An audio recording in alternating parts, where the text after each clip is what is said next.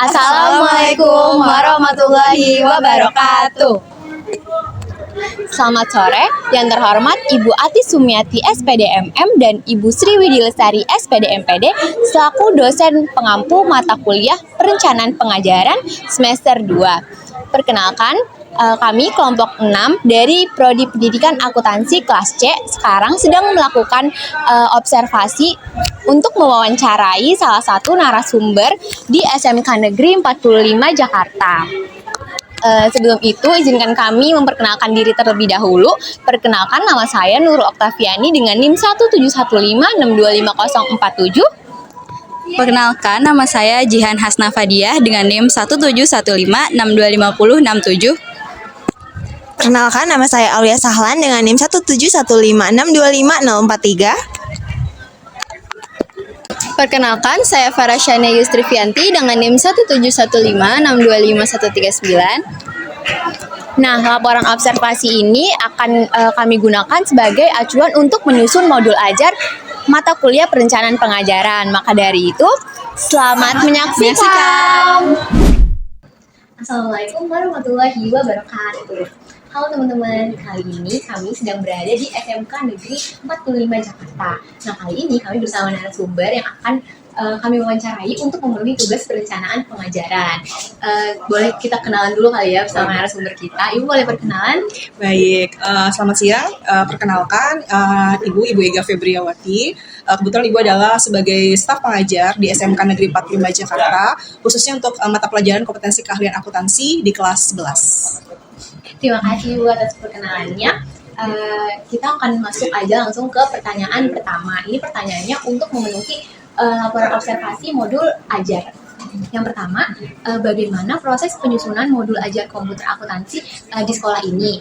Mulai dari penyusunan capaian pembelajaran, terus tujuan pembelajaran juga, alokasi waktu, metode, serta media, hingga sistem yang digunakan di pembelajaran selama kelas 11 ini, khususnya semester 1, Ibu, semester ganjil. Semester ganjil kemarin ya. Baik, kalau kita ingin menyusun modul ajar, modul ajar apapun, mobil khusus ini komputer akuntansi itu pertama kita harus lihat dulu capaian pembelajarannya, CP di fase F kalau untuk kelas 11. Nah, itu kita lihat dulu capaian pembelajarannya berdasarkan kurikulum seperti apa.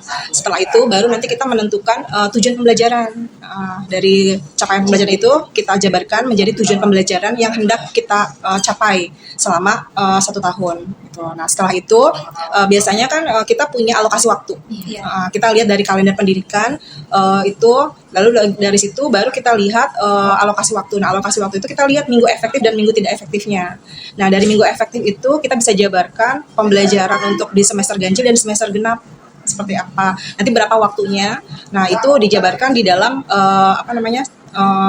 modul ajar itu, seperti itu. Nah, untuk metode pembelajaran yang digunakan tentu saja disesuaikan dengan praktik yang hendak kita lakukan.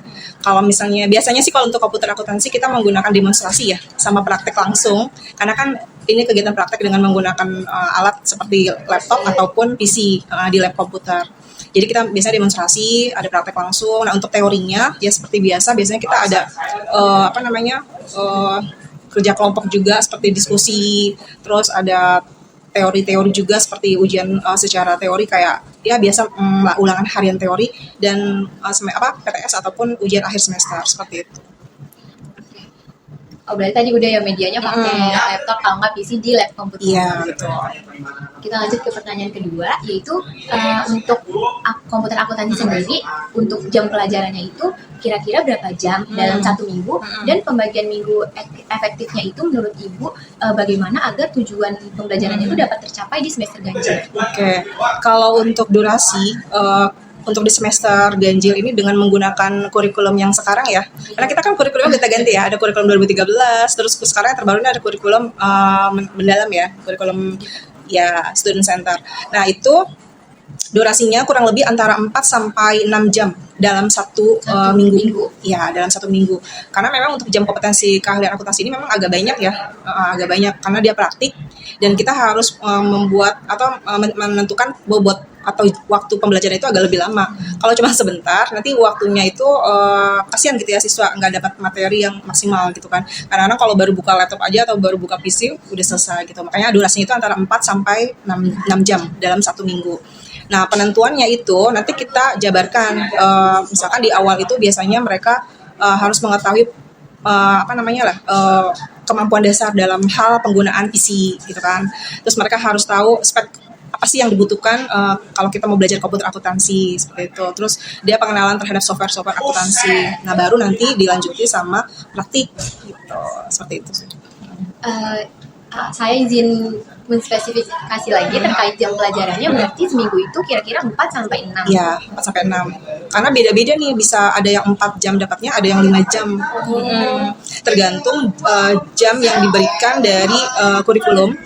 Nah, kan jatahnya itu satu guru. Jadi sekarang itu dengan pembelajaran dengan kurikulum yang baru, di satu jenjang pendidikan itu, di satu jenjang sekarang kelas 11 ya, itu hanya boleh diajar oleh 2 guru.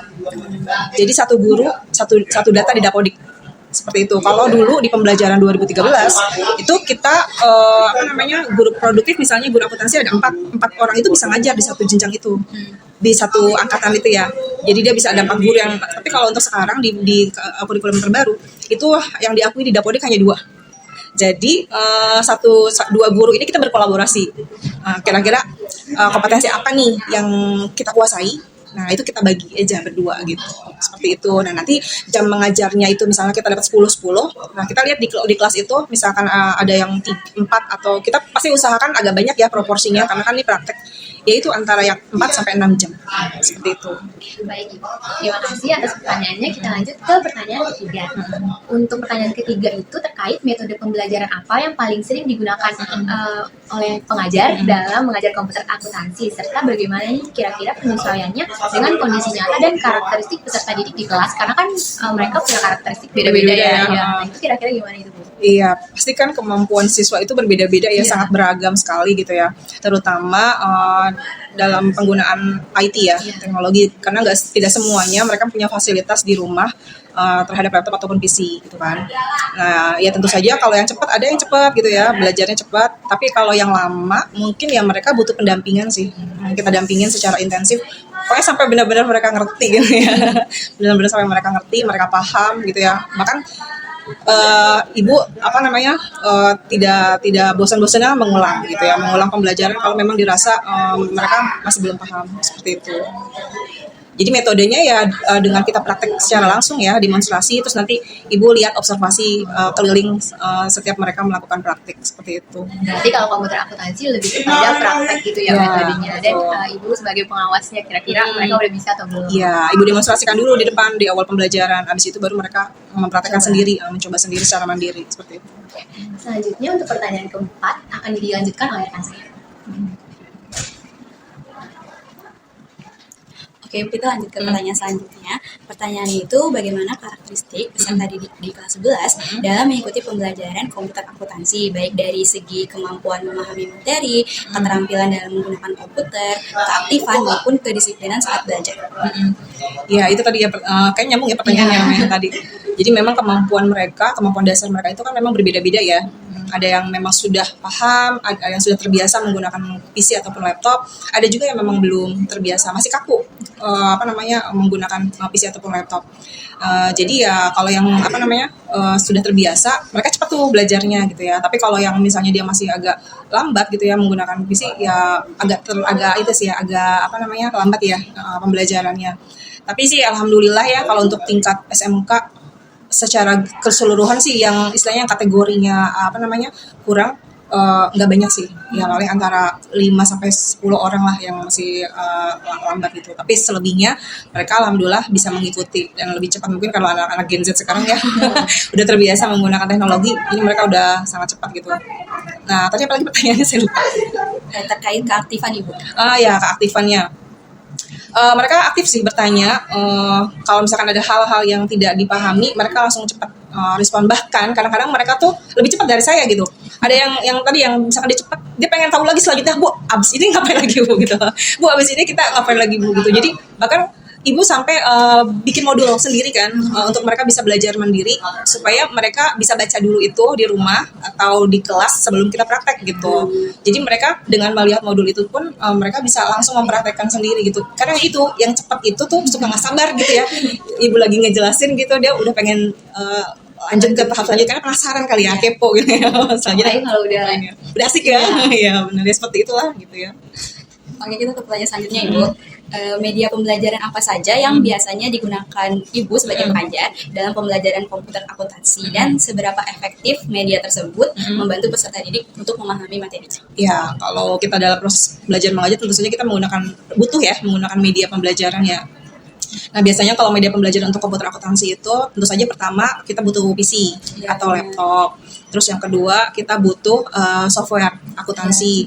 Bisa Mayop, accounting ataupun Accurate. Accurate itu kan bisa dua ya, ada yang offline, ada yang online. Kalau yang offline berarti kita butuh tuh softwarenya. Terus ada biasanya pakai video tutorial. Misalkan ibu kasih link YouTube misalkan gitu ya, nanti mereka bisa lihat sendiri. Atau ya dengan metode klasik ya, metode klasik atau dalam arti demonstrasi atau ceramah gitu ya kan.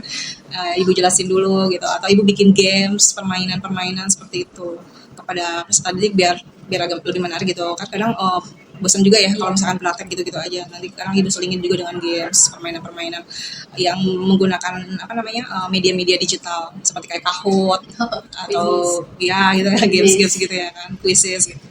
Seperti itu. Apalagi nih pertanyaannya? Pertanyaan yang keenam, bahan ajar apa yang digunakan Ibu sebagai pengajar dalam pembelajaran komputer akuntansi seperti modul, LKPD, video pembelajaran atau software akuntansi tertentu, serta bagaimana penggunaannya dalam proses pembelajaran? Bahan ajar itu banyak ya. Yang pertama buku pasti, walaupun itu kita masih tetap butuh ya. Buku, referensi buku sebanyak-banyaknya. Terus ya tadi video tutorial di YouTube itu banyak juga kan tentang komputer akuntansi.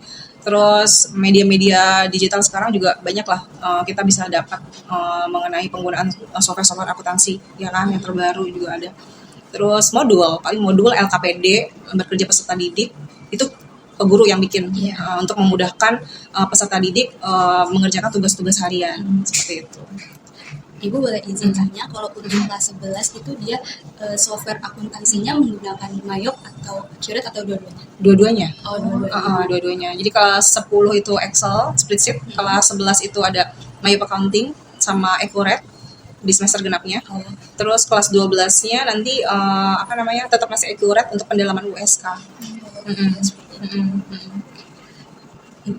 Izin menambahkan pertanyaan lagi, kalau misalnya tadi kan kelas 11 pakainya Mayop atau Accurate, itu untuk perusahaan yang jasa saja atau dua-duanya? Jasa dan dagang juga dipelajari? Di semester ganjil jasa dan dagang dua-duanya. Jadi Mayop Accounting itu diajarin jasa dan dagang, di Accurate Online juga diajarin jasa dan dagang. Nanti yang kelas 12 Accurate baru manufaktur.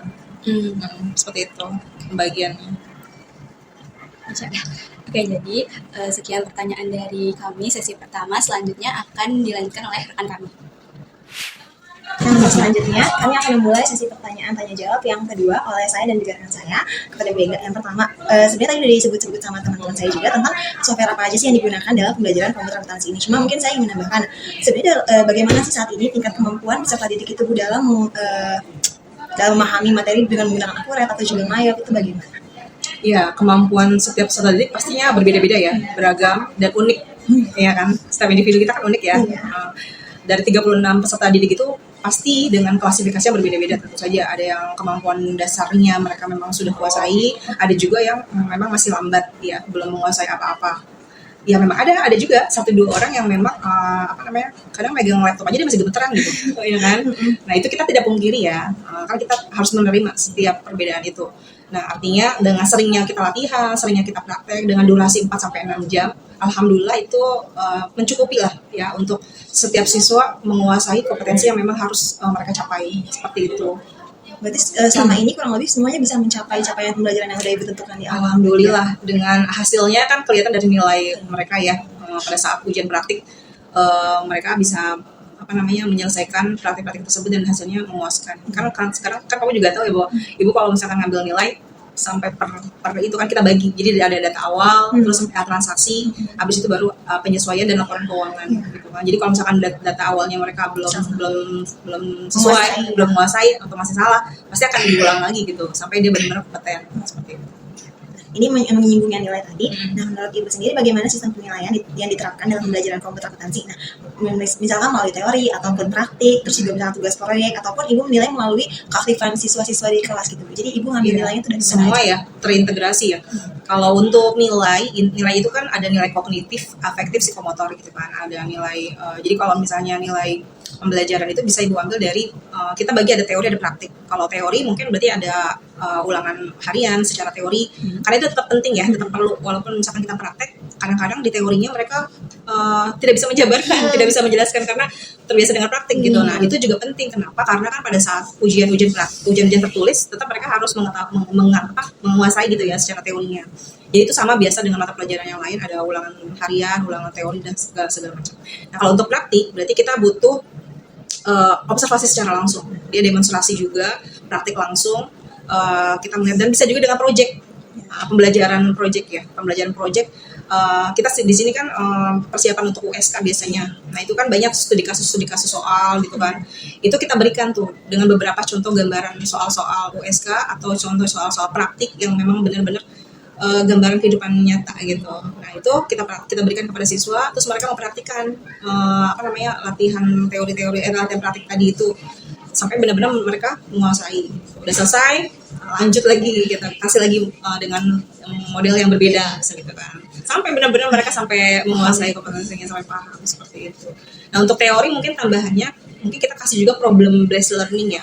Problem based learning supaya siswa mengetahui secara mendalam. Critical thinkingnya juga kan dibutuhkan ya, membuat mereka menganalisis permasalahan nanti misalkan terjadi studi kasus atau apa yang mereka butuh daya analisisnya gitu. Apakah sekarang kan pembelajaran abad 21 kan dibutuhkan ya critical thinking, kreatif ya kan, mereka harus bisa mengambil keputusan. Nah, itu kita integrasikan dalam pembelajaran seperti itu Dengan cara ngasih yang problem solving itu ya.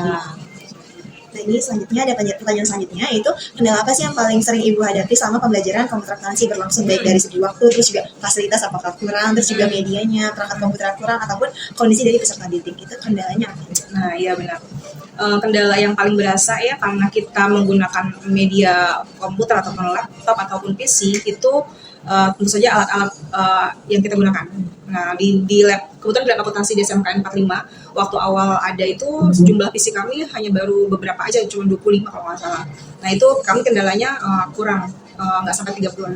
Tapi berangsur-angsur waktu kita berkoordinasi dengan bagian Serpras, akhirnya alhamdulillah ditambah.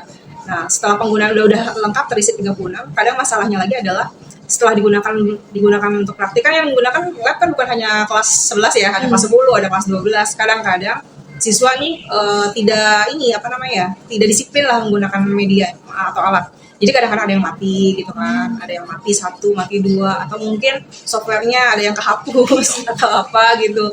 Nah, itu yang kadang bikin hambatan buat kita belajar. Jadi ada 1-2 siswa yang terkendala karena PC-nya nggak bisa digunakan, seperti itu sih. Nah, terus kendala yang lain apa ya? Mungkin dari pemahaman dari siswanya yang beragam tadi juga itu bisa jadi kendala ya. Harusnya misalnya kita cepat pembelajarannya, mungkin karena ada 1-2 orang yang agak lambat menerimanya. Nah, itu kan jadi kita mengikuti ritme gitu ya, mengikuti ritme secara keseluruhan, seperti itu aja sih kendalanya. Pertanyaan selanjutnya akan ditanyakan pada rekan saya. Izin Ibu melanjutkan pertanyaan dari awal. Kendala apa yang biasanya dialami peserta didik saat mengikuti pembelajaran komputer akuntansi, terutama dalam memahami materi dan melakukan praktik menggunakan komputer atau software akuntansi? Biasa di pertanyaannya sama. Itu kendalanya dari PC-nya. Berarti biasanya solusinya kalau dari PC itu gimana? Kalau misalnya ada yang mati? Pada saat itu juga kita langsung panggil IT support yang ada di lab. kan biasanya setiap lab itu ada IT supportnya ya. Kebetulan ada Bu Ica yang biasa untuk menghandle lab akuntansi. Nanti biasanya kita panggil Bu Ica, ya tentunya makan waktu ya kan. Tapi yang lain bisa tetap berjalan. Kita panggil Bu Ica, terus kita minta beliau untuk lihat dulu kondisi PC-nya seperti apa. Kalau bisa ditanganin langsung ditanganin. Tapi kalau misalkan tidak, berarti nanti siswa yang PC-nya mati itu bisa bergabung dulu dengan temannya yang PC-nya dalam kondisi masih bisa digunakan. Paling gitu. Jadi kalau ada kendala itu langsung ditangani dari pihak sekolah. Iya, langsung ditanganin. Kasihan kan siswanya nanti, ya kan? Ketinggalan Belajarnya. Oke, untuk pertanyaan selanjutnya, bagaimana cara guru menyesuaikan pembelajaran komputer akuntansi apabila terdapat perbedaan kemampuan peserta didik atau keterbatasan sarana dan prasarana di kelas? Ya, itu tadi cara menanganinya. Kalau misalnya ada siswa yang agak lambat belajarnya, ya kalau yang lambatnya itu banyak, ya mau nggak mau kita mengikuti ritme mereka ya. Karena kan memang kalau yang namanya praktik itu harus detail kita menjelaskannya satu-satu gitu ya kan, langkah-langkahnya, step by stepnya. Nanti kalau mereka udah menguasai, mereka kan tinggal mengulang-ulang aja. Tapi dipastikan bahwa mereka menguasai setiap langkah-langkah proses menginput dari mulai data awal, terus transaksi, AJP sampai mereka bisa melihat laporan keuangan gitu. Nah, tapi kalau misalnya cepat, ya termasuk cepat juga sih. Maksudnya mereka menerimanya cepat lah kategorinya ya. Kalau di negeri, kalau di swasta mungkin ya gitu. Kalau di swasta mungkin kategorinya hampir 70% itu mereka agak lambat. Tapi kalau di sekolah negeri, alhamdulillah sih ya lancar-lancar aja. Paling aja 1-2, itu pun mereka bisa bertanya dengan tutor sebaya. Jadi ibu tidak ada kendala yang sangat berarti untuk mengajar komputer akuntansi di sekolah negeri. Saling membantu juga ya, Bu. Ya, betul. Dan untuk pertanyaan terakhir, harapan dan saran apa yang diberikan tenaga pendidik terhadap penyusunan modul ajar komputer akuntansi fase F kelas 11 semester ganjil agar sesuai dengan kebutuhan peserta didik dan kondisi pembelajaran di sekolah? Ya, harapan Ibu dengan adanya modul ajar yang sudah disusun oleh guru yang bersangkutan atau guru bidang studi itu agar siswa bisa belajar mandiri tentu saja.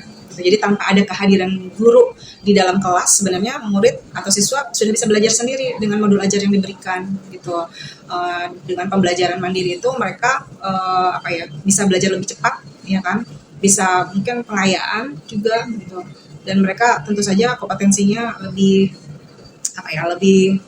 penuh gitu, dikuasai.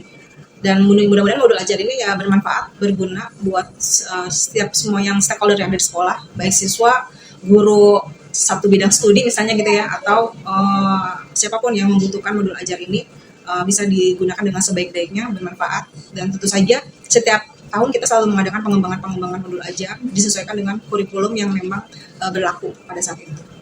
Seperti itu. Baik Ibu Ega. Saya izin tanya lagi. Jadi modul ajar itu dibuat setiap awal semester baru. Betul. Jadi tiap semester bikin lagi. Iya, ada pengembangan dari yang sebelumnya. Itu lihat dari web yang Kemendis Kemendikbud. Ya, Kemendikbud. Baik Ibu Ega, terima kasih atas waktunya bersedia untuk menjadi narasumber pada wawancara kita kali ini. Baik. Mungkin cukup sekian teman-teman wawancara kita kepada narasumber Ibu Ega. Terima kasih. Wassalamualaikum warahmatullahi wabarakatuh.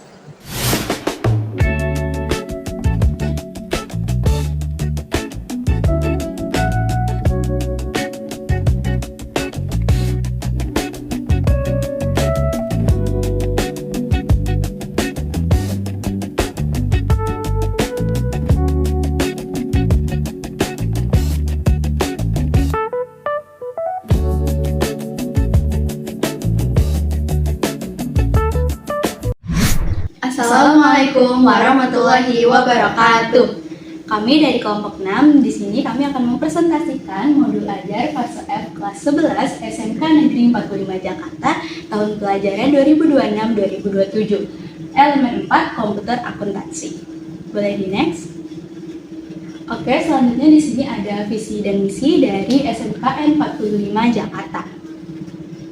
Nah, yang pertama di sini ada informasi umum. Di informasi umum ini terdapat identitas modul, yaitu nama penyusunnya Aulia Syahlan, Arasyania Yusrifianti, Dian Hasna Fadiah, dan Nurul Oktaviani. Institusinya itu di SMK Negeri 45 Jakarta, jenjang SMK fase F, Kelas 11, judul modulnya itu modul ajar komputer akuntansi. Dan untuk alokasi waktunya itu 108 JP, di mana 1 JP-nya itu 45 menit. Jumlah pertemuannya ada 18 dan alokasi waktu per pertemuannya itu 6 JP, 1 JP-nya 45 menit.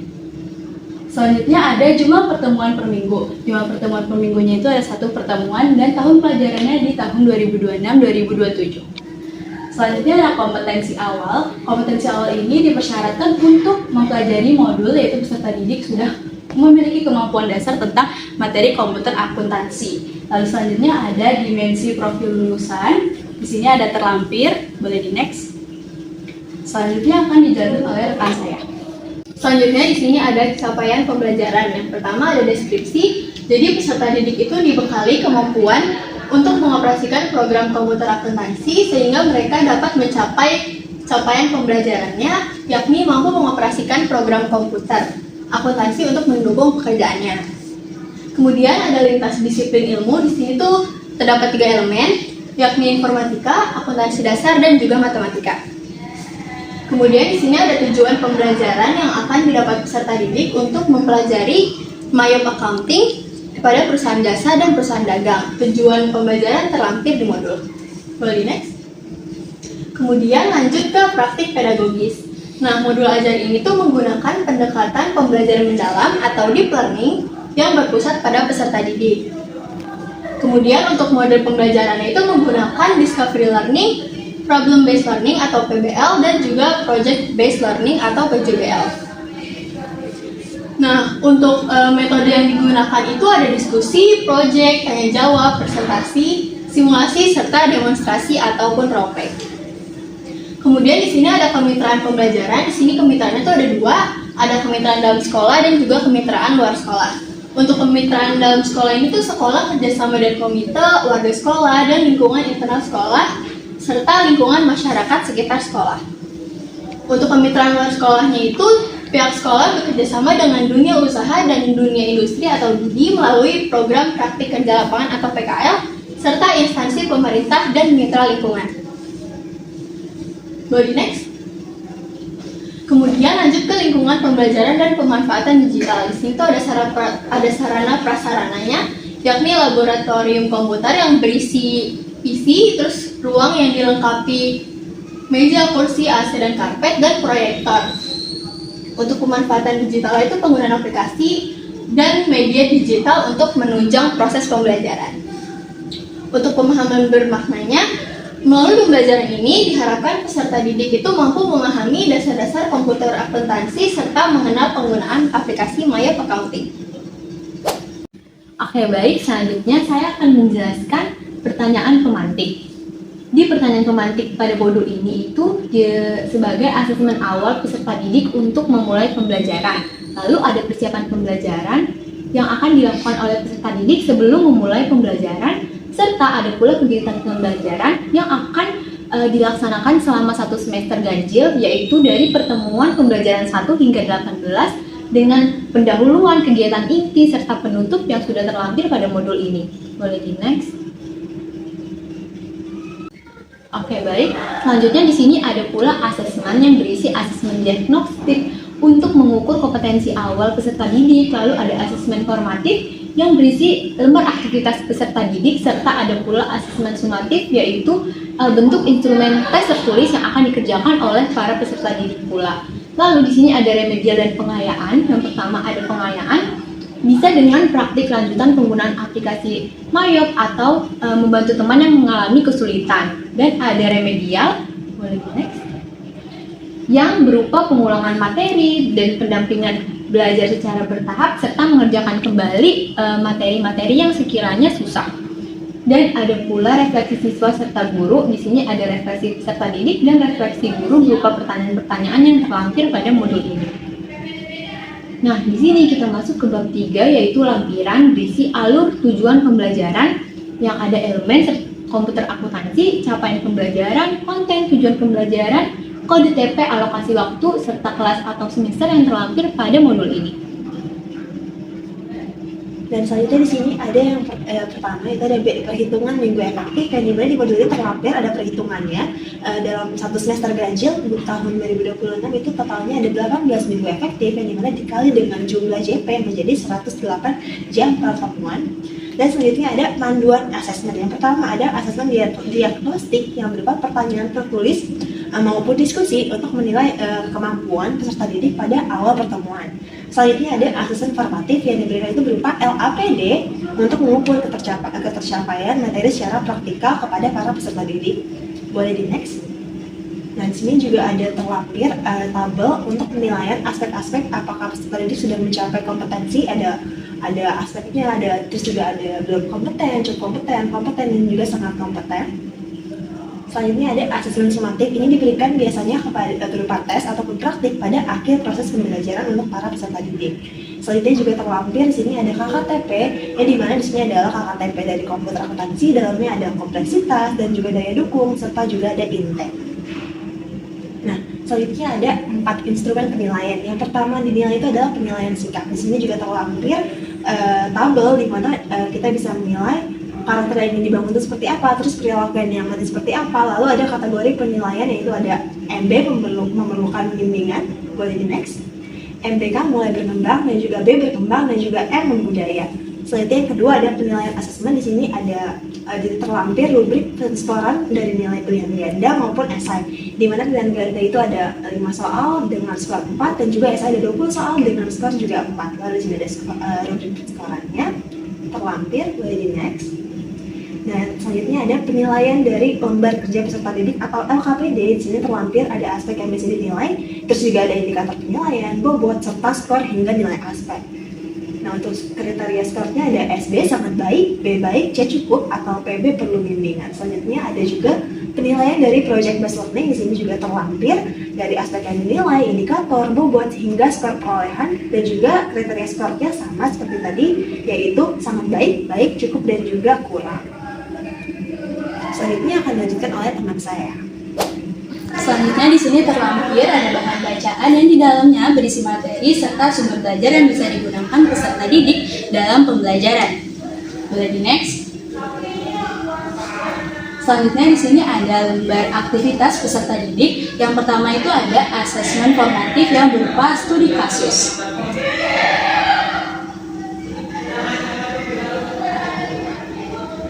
Selanjutnya ada asesmen sumatif juga, ini berisi soal pilihan ganda dan esai. Selanjutnya ini ada implementasi proyek PJBL yang terlampir. Nah, untuk lembar kerja peserta didik ini tuh terpisah dari modul ajar dan digunakan sebagai perangkat pendukung pelaksanaan pembelajaran.